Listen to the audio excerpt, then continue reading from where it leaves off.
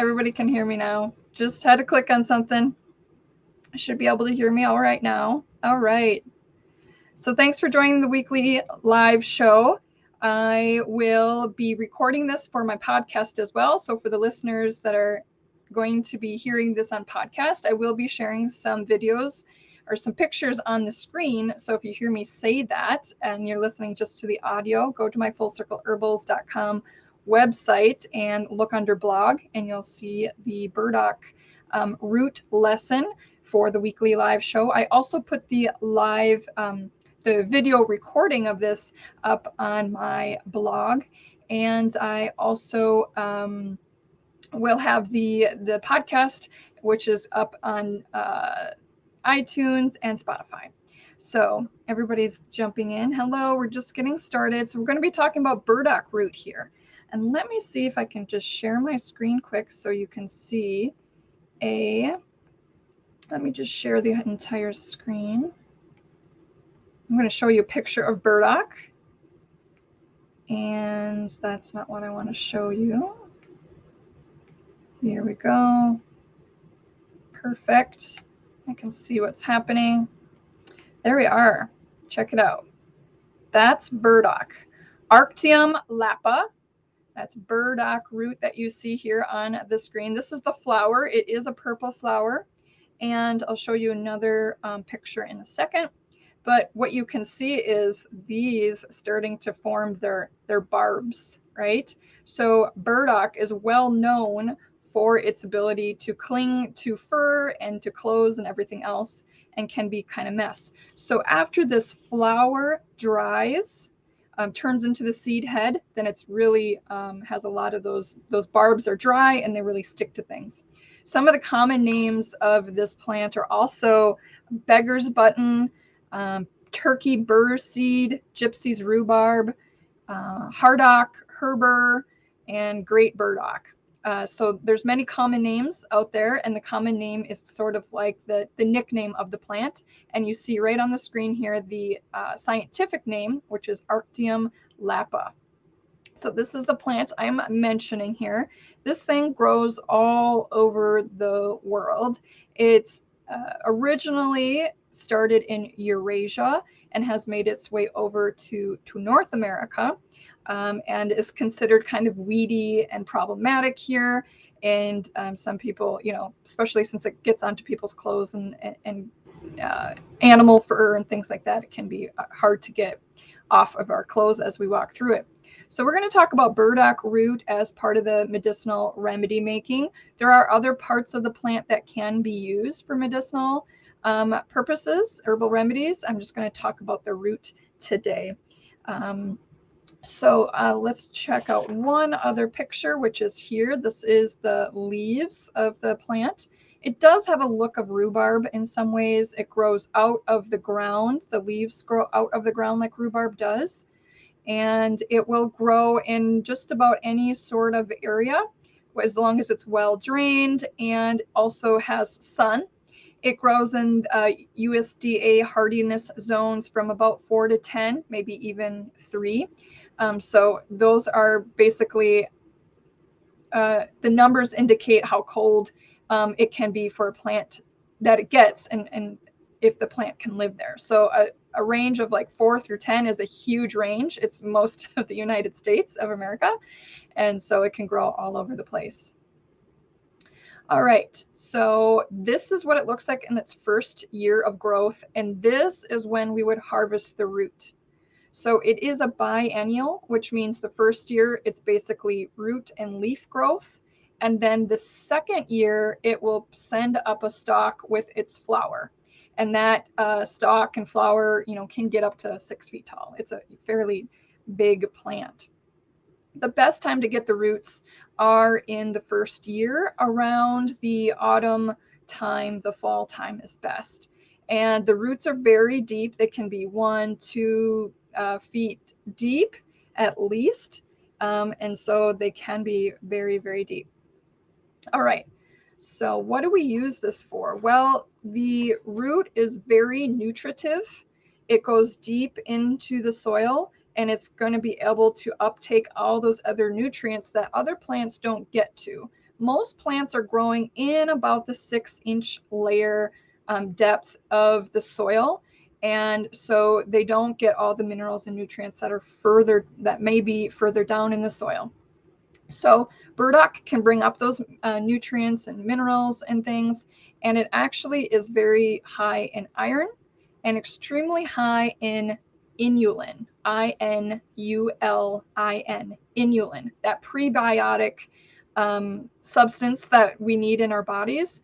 And the more inulin we can get into our systems in a day, the better our the microbiome of our intestinal tract and things are able to feed the good microbiome that's living there. So we hear a lot about in our food system, about yogurt and kefir and all those things that have probiotics in it, and how that can really help our gastrointestinal system. And we're learning all sorts of things about that whole gut biome and how it really helps our immunity, can help us reduce anxiety, helps with weight management, and all sorts of things are happening in that gut biome. And so the prebiotic that we need to help feed all those good things that we want to live in our system, one of them is inulin, which can be found in chicory root, in this burdock root and dandelion root. So they're in the roots quite a bit. Burdock is also called gobo, G-O-B-O, and is found in Oriental markets because in some places in the Asian areas, they eat burdock root, just as one of their root vegetables. So it can be eaten raw. People usually chop it up like a carrot. It looks much like a carrot when it's harvested out of the ground. And you can chop it up raw and add it to a salad. You can cook it up into stir fries. It can be roasted like root vegetables are. You can mix it with carrots and potatoes and rutabagas and any way that you roast it. So it can be eaten in a wide variety of ways, and it can also be made into teas and tinctures. So this is one of those herbs that is like a food herb. So you can get the benefits of this plant into our bodies in multiple ways, and it can be eaten on a regular basis. So some of the reasons why people would want to be getting this into their system on a regular basis is it's known as a blood tonic. So since it really helps the system of the intestinal tract and of the kidneys. It's known as a blood tonic to help with that whole system and to support that system, especially since it has iron. It's added to tea mixes that are helping with anemia and other things, other blood kind of like disorders and things that need to support the regular functioning of our blood system. And it's also very lubricating because when I make inulin tincture, a burdock tincture, I can actually see a layer of the inulin. It has so much of it in there.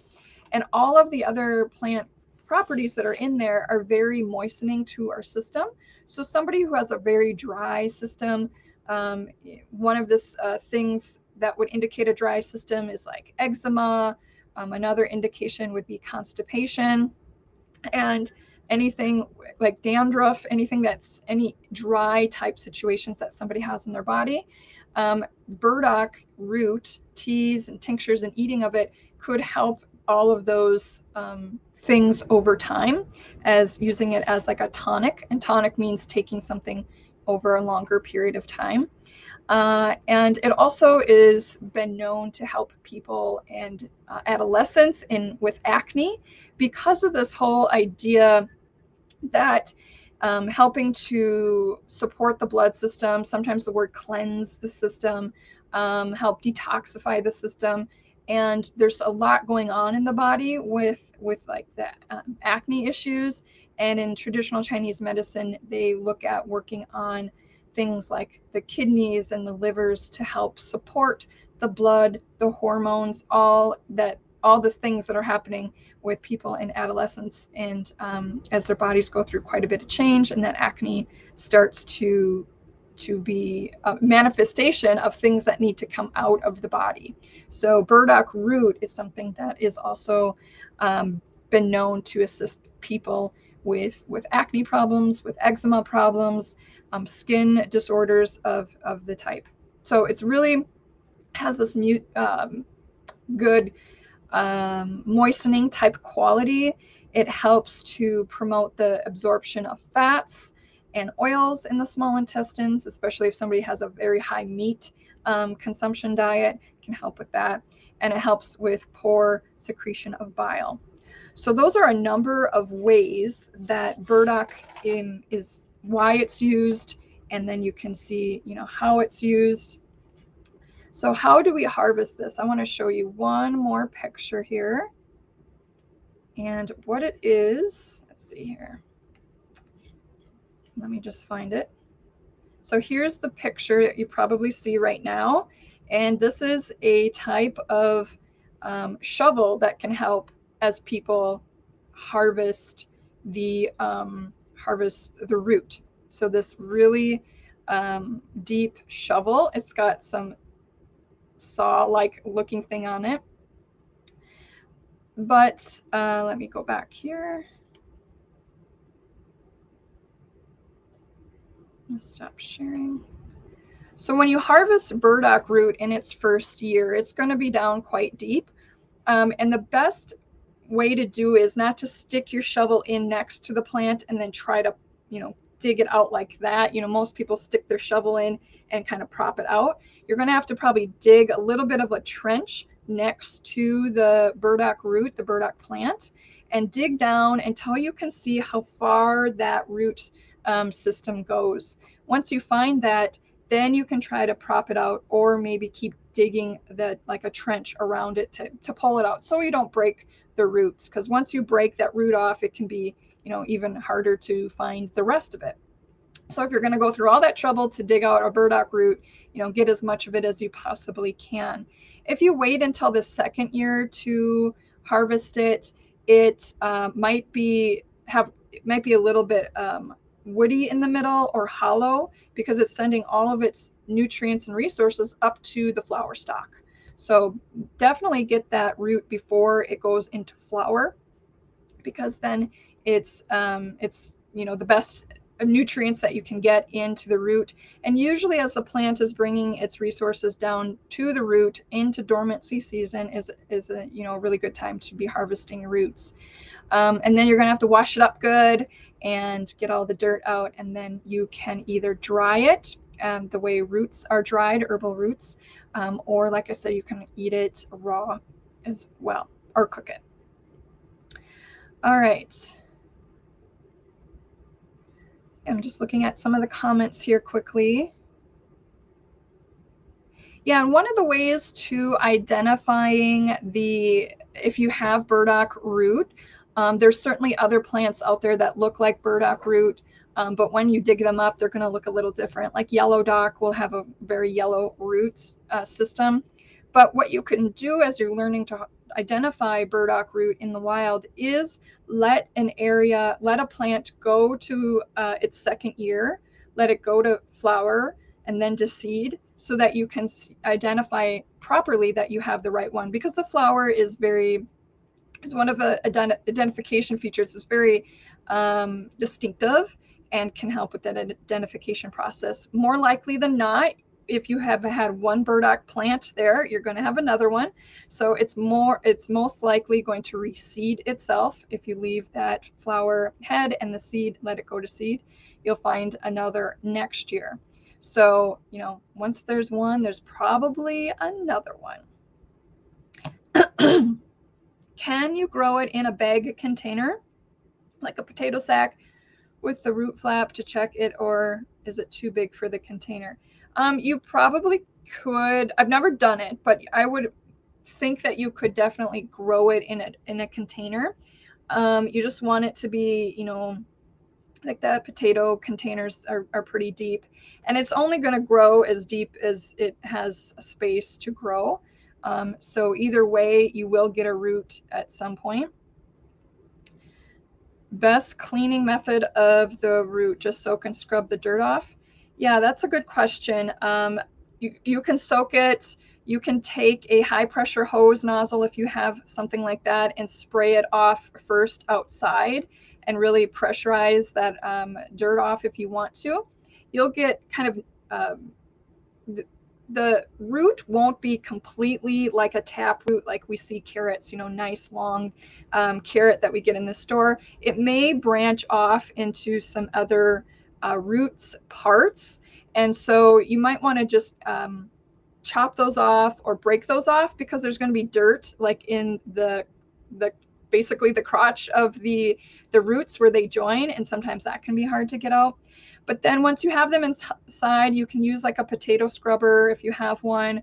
Sometimes if there's if it's really hard to clean stuff off, you could scrape off some of the problem areas with like a potato peeler. I've done that before, but we want to keep some of the root epidermis, the outer layer, on because it does have some properties and nutrients that we do want as well. Okay. Oh, gobo boxes. All right. I'm going to look up gobo boxes. Cool, Amber. Just checking for questions here. Yeah, and like I said, there's other things that you can use burdock for. The leaves have some purposes, the seeds as well. I'm just focusing on the root system right now. And so you can buy it in tincture form. You can buy it already dried and chopped for you if you're not somebody who wants to go out and find burdock root or grow it for yourself. Not all takes time. So if you're looking to have burdock root in your wellness plan right now, you can certainly go and purchase those out there. Like I said, some people have grocery stores in their areas that carry burdock root. I can find it sometimes here in my area, but there's certainly many places online. Mountain Rose Herbs definitely has the tinctures and the dried root. And in fact, I have a link that I can share with you from Mountain Rose Herbs as a referral link that I have now with them. So an affiliate link. So if you purchase from them, then I get a 10% of the profits from that. So I will be sharing my Mountain Rose Herbs link with you if you want to purchase through them. But there's certainly other places that also do that, that you can purchase from. Check at your local area to see if anybody's growing it. That's always nice to support local growers as well. All right. Yeah. Okay. Just checking the comments there. All right, everybody. So that is, any place that sells seeds. I would look with strictly medicinal seeds. They have quite a wide variety of medicinal herbs because that's what they specialize in. So strictly medicinal seeds. They're online. You can definitely find them.